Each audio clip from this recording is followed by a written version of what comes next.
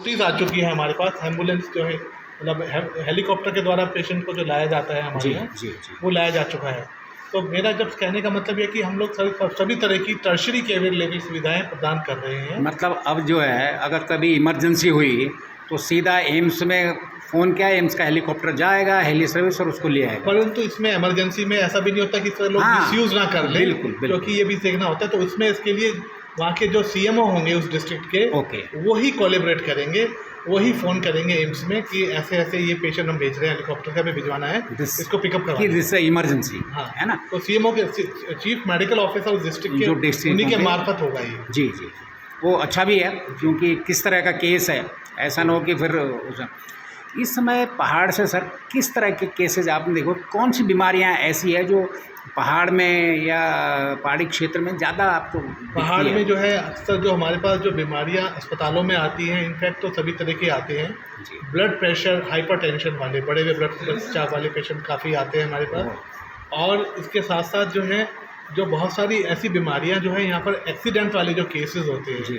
उसका काफ़ी ज़्यादा हमारे पास रहता है। अच्छा सर, पहाड़ में देखा जाता था पहले कि हाइपरटेंशन हो गया और अब ब्लड प्रेशर हो गया, डायबिटिक हो गया, इसके पेशेंट पहले नहीं मिलते थे, अब इनकी संख्या क्यों बढ़ रही है, आप क्या मानते हैं इसके इसमें? एक्चुअली क्या है, देखिए वैसे तो बीमारियां बहुत सारी हैं जो कि पहाड़ों से संबंधित हैं, जी। परंतु वो चीज़ इमरजेंसी नहीं है। वो तो इमरजेंसी पेशेंट आते ही हैं, वो तो एक बिल्कुल, बहुत लंबा बिल्कुल। टॉपिक हो जाएगा। बिल्कुल। परंतु क्या है कि जैसे ब्लड प्रेशर, डायबिटीज़, ये सारी चीज़ें जो हैं, ब्लड प्रेशर की तो एक थोड़ा सा कुछ चीज़ें हमारी फिजियोलॉजिकल सिस्टम भी होता है कि पहाड़ों में जो लोग पहाड़ों में ही रहते हैं तो थोड़ा सा फ़र्क हो जाता है, कुछ खान पान का फ़र्क का भी असर होता है।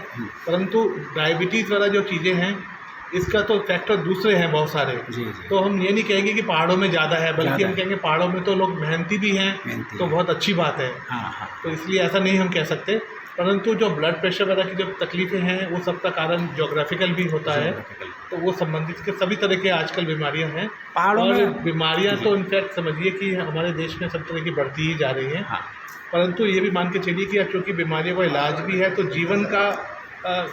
जीवन लंबा चलता है लंबा आजकल। चलता है, तो जब जीवन लंबा चलेगा तो फिर बीमारियां भी उसमें- बीमारियां, बुढ़ापे में आने वाली बीमारियां भी बिल्कुल, मिलेंगी। बिल्कुल। तो एक वो भी कारण मान के चलिए। इस समय बेसिकली जो है, जैसे पहाड़ी क्षेत्रों में बात करेंगे, महिलाओं के ऊपर एनीमिक होती हैं अधिकांश महिला, किस तरह के, क्या उनको बेसिक अपनाना चाहिए, बेसिक खान पान या रहन सहन क्या अपनाना चाहिए कि कुछ उसको मार्जिनलाइज कुछ कम किया जा सके?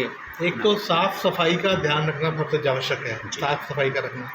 दूसरा, जो लोग शाकाहारी हैं वो नियम बनाएं कि भाई दाल ज़रूर खानी चाहिए, बिल्कुल। ठीक है ना। और जो भी सीजनल सब्जियां होती हैं, सीजनल फल होते हैं, वो खाएं। जी।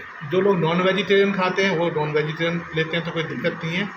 परंतु जो लोग जो ड्रिंक्स वाली, जो मदिरा वाली जो चीज़ है, उस चीज़ का कंट्रोल सबसे बड़ी जरूरी। शराब और धूम्रपान में साथ ये बड़ा धूम्रपान तो बहुत ही बुरी चीज़ है, बिल्कुल। उस पर कंट्रोल होना बहुत ज़रूरी है। मुझे लगता है कि अगर इन दो चीज़ों पर कंट्रोल हो जाए तो काफ़ी कुछ रिड्यूस बीमारियां काफ़ी कम हो सकती आप है। बिल्कुल ठीक कह रहे हैं। शराब पीने से एक तो शराब का वो तो है ही, और उसके अलावा शरीर में जो कमियां हो जाती है उसकी वजह से, जी। तो वो भी बीमारियां पैदा करती है। तो और कई तरह के, अब शराब भी कई तरह के आ रहे हैं, पॉइजनस, किस तरह के, कोई वो तो है नहीं, है ना। इसीलिए अब है कि अब खाने पीने में जो मिलावट है, हाँ। क्योंकि पहाड़ में तो अगर शुद्ध चीज़ अपनी उगाई हुई है फिर तो कोई बात नहीं कोई है। बात नहीं। पर ये चीज़ जो है पहाड़ के जो बेस में आकर के, जहाँ पर जो मिलावट खाने में है, हाँ। खाने में मिलावट जो है आज के समय में बहुत बड़ा बीमारी पैदा करने वाला कारण है।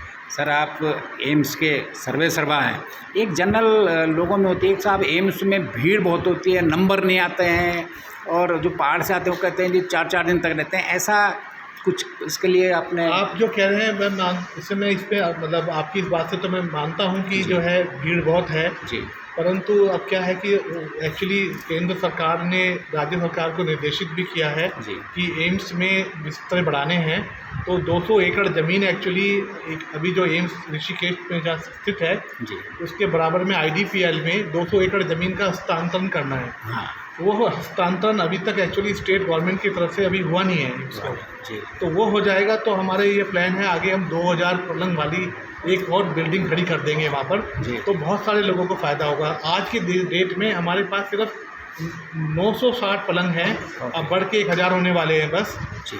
अब हमें जगह चाहिए, जगह की कमी है, तो जब जगह हो जाएगी तो हम लोग ये आगे सेवा में दे पाएंगे। चलिए बहुत बहुत धन्यवाद और उम्मीद करते हैं कि उत्तराखंड नहीं पूरे देश के लिए ऋषिकेश एक रोल मॉडल होगा एम्स यहाँ का। बहुत बहुत धन्यवाद सर, थैंक यू। आइए।